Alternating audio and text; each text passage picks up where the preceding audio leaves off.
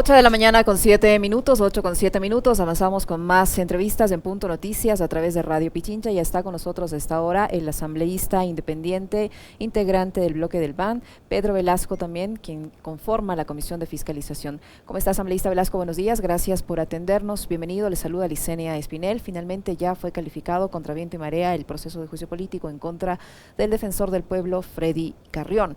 Hay polémica respecto a este caso por las mismas comparecencias, por la información proporcionada por las personas que acudieron a las comparecencias en este proceso. Sin embargo, el juicio ya ha sido calificado. ¿Hay una fecha ya cuando se va a poner en consideración del Pleno de la legislatura? Buenos días, Licenia, muy gentil por la invitación.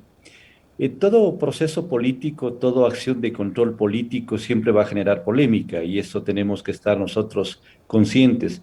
A nadie le gusta que se le haga un proceso de fiscalización y control político, pero es nuestra obligación y nuestro deber hacerlo, porque así lo determina la Ley Orgánica de la Función Legislativa, y más aún para quienes integramos la Comisión de Fiscalización y Control Político.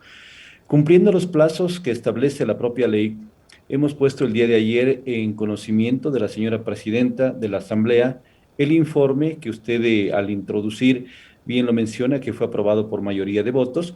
Ese informe tiene que ser socializado por 2 días a los 137 asambleístas. De igual manera se le notifica al funcionario interpelado, es decir, hasta el día sábado está en conocimiento de las partes y luego tiene la presidenta 5 días plazo hasta el próximo jueves, que puede ser antes o máximo hasta el jueves, para convocar al pleno de la Asamblea en la que se decidirá.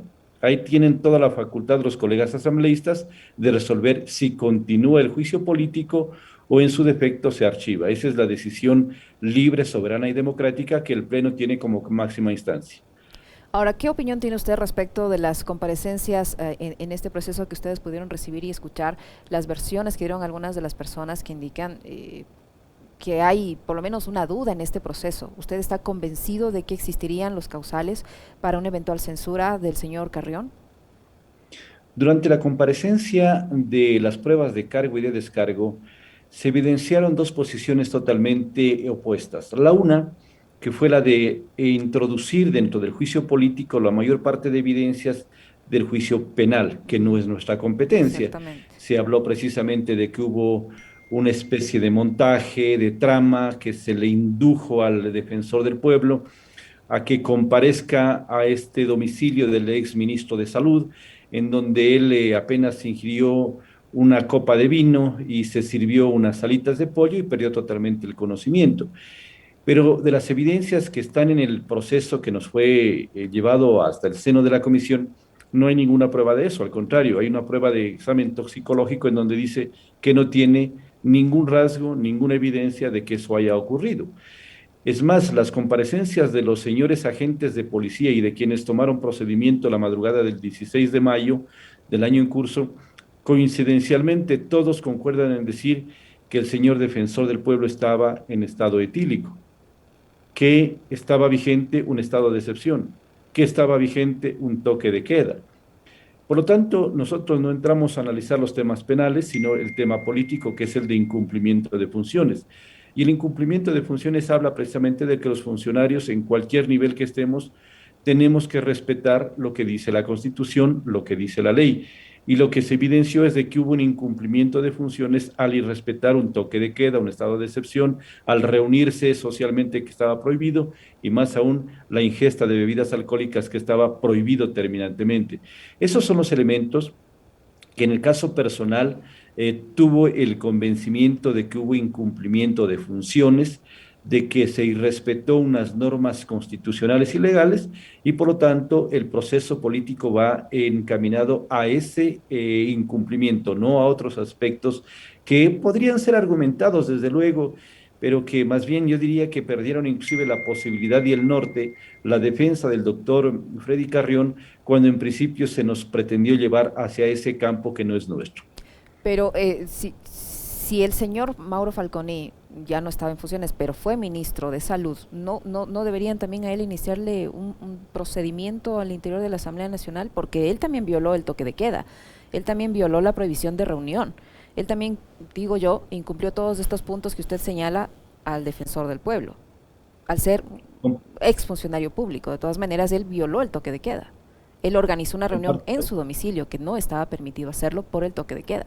Contra él no hay Sí, absolutamente comparto nada. plenamente, Licenia, lo suyo. El argumento suyo tiene bastante asidero y es bueno que la ciudadanía conozca dos competencias exclusivamente que tiene. La uno, estamos recomendando en el informe de que se inicie un proceso de investigación penal en la Fiscalía, porque no solamente fue violación del toque de queda, del estado de excepción, de ingerir licor, de la reunión social. Adicionalmente, se encontraron recursos económicos por cerca de $47,000 en el departamento del exministro de Salud y tiene que justificarlo por qué estaba ese dinero. Eso le corresponde a la Fiscalía. En el tema de que también puede ser llamado juicio político, sí, totalmente de acuerdo, pero esa no es competencia de los miembros de la Comisión de Fiscalización porque la ley nos prohíbe.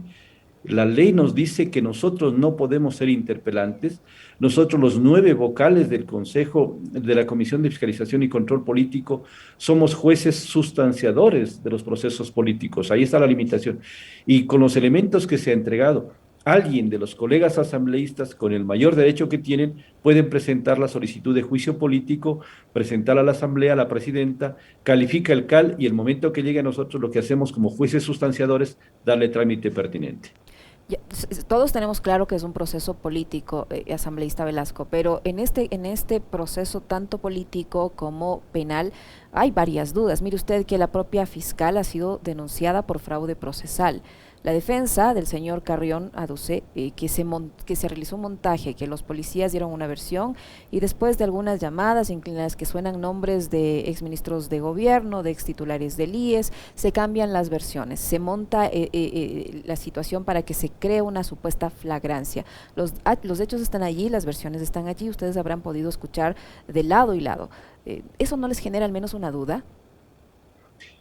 El tema de fraude procesal es un mecanismo que tiene que ser analizado dentro del proceso penal, porque eso lo determina el Código Orgánico Integral Penal, y eso es algo muy grave, porque inducir a error a los administradores de justicia tiene que responder precisamente dentro del campo penal. De lo que las comparecencias que pudimos nosotros recibir y estar presente ventajosamente es una de las responsabilidades que tengo yo, siempre estoy presente, consulto, escucho y investigo y tengo la facultad de interrogar para efectos de aclarar algunos aspectos que tengan duda.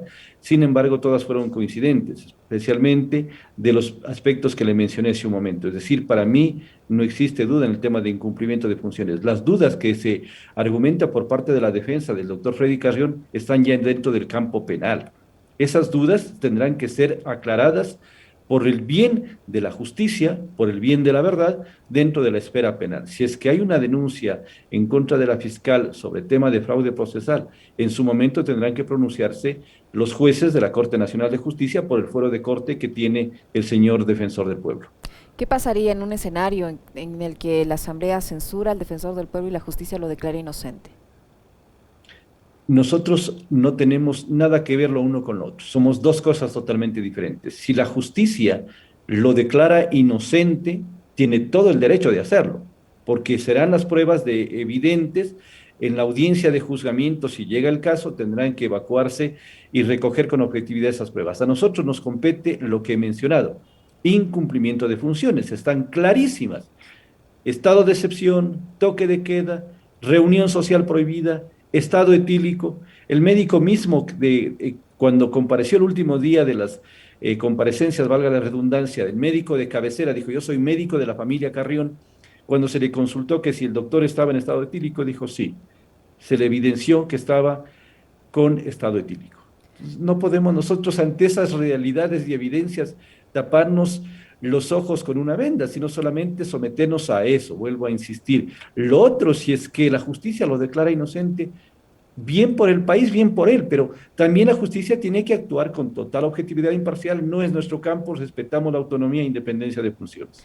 ¿Cuál fue la explicación que les dio el defensor del pueblo en su comparecencia ante esta acusación de incumplimiento de funciones?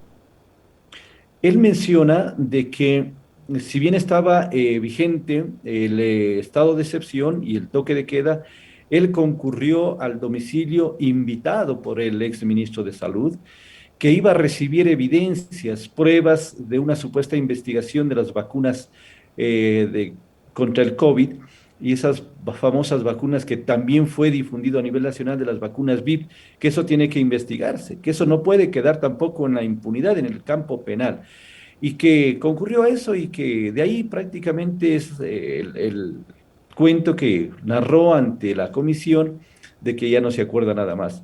Pero sí es preocupante el saber que llegó en horas de la tarde del 15 de mayo, estuvo en la noche, estuvo hasta la madrugada, y hay videos que fueron presentados en el seno de la comisión y que también fueron difundidos a nivel nacional, son videos públicos, en donde se evidencia el estado muy claro y notorio de haber ingerido licor, la violencia física que se ejerce en contra de la pareja sentimental del ex ministro de Salud. Es decir, hay muchos argumentos que en su momento serán analizados por parte del Pleno. Nosotros ya cumplimos con el rol de decir, este es nuestro criterio, el informe, y hoy analicen y definan prácticamente cuál es el siguiente paso a seguir. Una vez que está en el Pleno, ¿cuál es el procedimiento, asambleísta Velasco? ¿Con cuántos votos se da paso al juicio y con cuántos votos se lo puede archivar? Es mayoría absoluta, lo determina la ley, es decir, hablamos de 70 votos para que pueda definirse. La próxima semana se define este tema de si pasa o no a juicio político. Esa es la primera instancia que corresponde al Pleno de la Asamblea. Si se decide que pasa a juicio político, la presidenta tendría que convocarnos hasta el próximo jueves, como lo indiqué, y desde ese día jueves, si es que se resuelve ya el juicio político, se contabilizan 5 días plazo adicionales para que se convoque a la audiencia de juzgamiento, porque el Pleno es el juez supremo, los asambleístas son los que deciden. Y dentro de ese juicio tiene también igual derecho los asambleístas interpelantes y el funcionario interpelado a nuevamente argumentar ante el Pleno todos los aspectos que los ha venido sosteniendo. En estas comparecencias, asambleísta Velasco, la defensa o uno de los argumentos de defensa del señor Carrión fue que él habría sido drogado. Se sustentó esto con un debido examen mostrando que habría sido drogado. ¿Ustedes tomaron en cuenta ese examen? ¿Cómo toman en Ese cuenta tema, esa versión? ¿Cómo no toman en cuenta esa versión y si toman en cuenta la otra de que estaba en estado etílico? Licenia, esa versión y ese examen toxicológico, él lo ha presentado en el área penal, Ya. no lo ha No se presentado en presentó el área de como parte fiscalización. de la comparecencia, no fue presentada esta prueba. No se ha presentado, no existe para nada esa evidencia en ningún momento. Es la referencia que él aduce Ya. verbalmente en su comparecencia, diciendo que del examen toxicológico realizado no se encuentra nada, pero ahí hay la contradicción. Si es que esto fuera así, entonces hubieran rezagos de que hay sustancias precisamente psicotrópicas o de drogas que estarían en su cuerpo, pero él mismo dice que no se encontró absolutamente nada.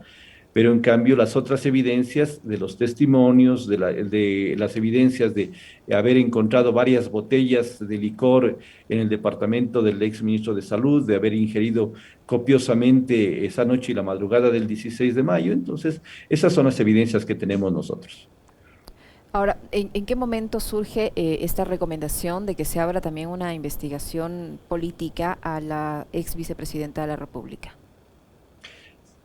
El país conoció en días y semanas anteriores de que hubo un uso y un abuso indebido del tema de las vacunas. Cuando saltó el escándalo de que habían organizaciones o corporaciones privadas, fundaciones, grupos de poder económicamente influyentes y de que estaban recibiendo vacunas en desmedro de la población ecuatoriana, en desmedro de la gente que verdaderamente necesite. Aquí no debe haber favoritismos absolutamente de nada ni de nadie. Todos tenemos igualdad de derechos. Y se perjudicó y cuando empezaron a asomar de clubes privados que ya habían sido vacunados. Ahí empieza a asomar el tema de las vacunas vives, es decir, se extrajo en forma mal intencionada o tal vez bien intencionada, pero para favorecer a ciertos sectores las vacunas del Ministerio de Salud Pública y se canalizó a otros sectores que no debieron haberlo recibido. Y esta información es la que salta precisamente de la narrativa que hace el señor defensor del pueblo cuando dice que él estaba precisamente investigando. Entonces nosotros no podemos y no tenemos ese rol de investigadores, tiene que ser investigado a través de fiscalía, pero sí tenemos nosotros esa competencia de hacer la investigación a través del control político. Y para que eso sea posible, se convierte en una realidad tanto en el caso de la ex vicepresidenta como en el caso del ex ministro de Salud, ¿cuál debe ser el procedimiento? ¿Quién debe presentar esa solicitud de juicio político si ustedes no pueden actuar como interpelantes? Si la asamblea está compuesta de 137 asambleístas, la facultad la tienen 128 asambleístas, menos 9. Los 9 miembros de la comisión de fiscalización no podemos hacerlo. Pero los 128, cualquiera de ellos que considera participar activamente en este rol fiscalizador puede presentarlo, lo hace ante la presidenta de la Asamblea. La presidenta de la Asamblea verifica a través de la unidad de técnica legislativa que cumpla los requisitos que se exige para el juicio político, pasa al CAL, el CAL califica el proceso político y una vez calificado, que este es el primer filtro importante, nos remiten inmediatamente a la Comisión de Fiscalización. Una vez que llegue oficialmente a la Comisión de Fiscalización, tenemos 5 días para abocar conocimiento y calificar. Este es el procedimiento al que nosotros estamos sometidos y que debemos cumplirlo. Asambleísta Velasco, ya en otro tema que tiene que ver con la fiscalización también, después de que se termine este asunto del defensor del pueblo, sea cual sea el desenlace, ¿cuál es el siguiente juicio político que sigue en carpeta? ¿Van a insistir en el juicio político al exministro de Finanzas, Richard Martínez? ¿Todavía les queda tiempo para ello o ya no? Sí, nosotros tenemos tiempo. Aquí hay un pequeño inconveniente que lastimosamente tiene que aclararse la brevedad posible. La Comisión de Fiscalización no puede actuar de oficio, es decir, nosotros no podemos iniciar procesos de fiscalización y juicios políticos si no tenemos toda la documentación. ¿Quién nos envía? Es la presidencia de la Asamblea, una vez que ha sido calificado por el CAL, pero nosotros hemos preguntado, porque hay esa duda de que ya se fue entregado a la Comisión de Fiscalización. Es un proceso que viene desde antes. Y conozco que el colega asambleísta Juan Cristóbal Lloret fue el que presentó como interpelante este juicio político. Cuando Juan Cristóbal presentó el tema del juicio político contra el excontralor Pablo Celi de la Torre, desde antes de que nosotros nos posesionemos, nosotros le dimos trámite cuando llegó a la comisión. Estamos a la espera. Y eso no debe dudarlo absolutamente nadie. El momento que nos llegue a la Comisión de Fiscalización, inmediatamente procederemos a hacer la calificación y darle trámite. Por el país, por el bien del Ecuador, de la transparencia, de la honorabilidad y de que también no se hagan las cosas en contra del pueblo, gastando recursos económicos que hubiesen podido favorecer al país, es necesario que se transparente este tema. Y si es que nos llega, como yo lo decía ayer en la sesión de la comisión, nos llega hoy, o nos llega mañana pasado, no lo duden que enseguida trataremos nosotros este tema. Así es que estamos a la expectativa únicamente de que nos entreguen toda la documentación y el expediente con la notificación de que ha sido calificado por el CAR. ¿De quién depende o de quién es el responsable de esa demora? Porque ya el ministro hace rato que fue ministro y no pasa nada. Todavía estamos dentro del tiempo que puede, porque creo que está, de acuerdo a los datos que estábamos mirando, es hasta octubre que tendríamos nosotros plazo para hacer el inicio de este proceso político. Depende de Secretaría de la Presidencia de la Asamblea que nos remita oficialmente a la Comisión de Fiscalización, porque ayer se generó una duda y hay controversias que es normal, pues, porque se está insistiendo en que se dé inicio, pero como Comisión de Fiscalización, ¿cómo damos inicio si no tenemos el expediente? Si no tenemos la notificación de haber sido calificado por el CAT. Eso no nos permite de oficio actuar, porque alguien decía, no, es que con un documento que haya llegado a la comisión ya puede iniciar. No funciona así. Tenemos que garantizar el debido proceso y el debido proceso implica desde que recibió la presidencia de la Asamblea, fue calificado por el CAL, nos notificaron oficialmente a nosotros, porque todo ese expediente forma parte de todo un proceso y ese tiene que ser notificado una vez que pase ya a conocimiento de la comisión al funcionario interpelado y a los interpelantes para que puedan anunciar dentro de lo que determina la ley 15 días las pruebas de cargo y de descargo. Si no tenemos todo el expediente, ¿en base a qué se van a defender el funcionario interpelado o cómo van a argumentar los compañeros, colegas asambleístas que fungen de interpelantes? Para finalizar, asambleísta Velasco, ¿qué futuro le ve usted a la propuesta de proforma presupuestaria que ha enviado el Ejecutivo? ¿Usted, en lo personal, la va a respaldar como integrante del BAN? ¿La van a analizar, van a observar? ¿Cuál va a ser la posición que ustedes van a mantener respecto a este tema? Nuestra obligación como asambleístas, independientemente del bloque que estemos formando parte, tenemos que hacerlo con seriedad, con objetividad y transparencia. El país viene acarreando un problema serio de crisis económica, de desfinanciamiento del presupuesto y un déficit que está bordeando cerca de los 5.000 millones de acuerdo a la información que hemos recibido. Lo que se envió a la Asamblea es la reforma a la proforma presupuestaria que está vigente del año 2021, pero debemos recordar al Ecuador que es una proforma, un presupuesto que viene desde 2019. En el 2019 se aprobó el presupuesto para el 2020. Y como hay una transición de gobierno, se prorroga, dice la propia ley, al 2021. Hoy recién vamos a conocer una reforma que sí tiene bastantes debilidades, que tiene bastantes vacíos, pero el problema es dónde está el financiamiento, dónde lo conseguimos. Aspiremos por el bien de todos los sectores, porque aquí está involucrado el sector salud, sector educación, sector de la seguridad social, sector de los maestros jubilados que están reclamando el pago de sus saberes por incentivo de jubilación. Solamente para mencionarle un dato, Licenia, en el año que estamos transcurriendo se necesita para pagar los incentivos por jubilación a cerca de 15.000 maestros, cerca de 750 millones de dólares. Y se ha puesto en esta reforma del presupuesto 48 millones, porque no hay más recursos. Es decir, es una mínima parte, solamente para citarle un solo caso. Por lo tanto, esta reforma, con lo que resta de los meses, tendrá que ajustarse a la realidad, pero aspiremos de que en la proforma presupuestaria que debe llegar en el mes de octubre a la Asamblea, se corrijan todas esas debilidades que hoy estamos teniendo presupuestariamente. Hay que entender que todos estamos ansiosos de que tengamos una propuesta de presupuesto robusta, sólida, pero va a depender de recursos económicos. Muchísimas gracias, legislador, por su tiempo, por su apertura, por la información que hemos podido compartir. El integrante de la Comisión de Fiscalización que ha estado con nosotros, el legislador Pedro Velasco, asambleísta independiente, integrante del BAN. Gracias, asambleísta Velasco.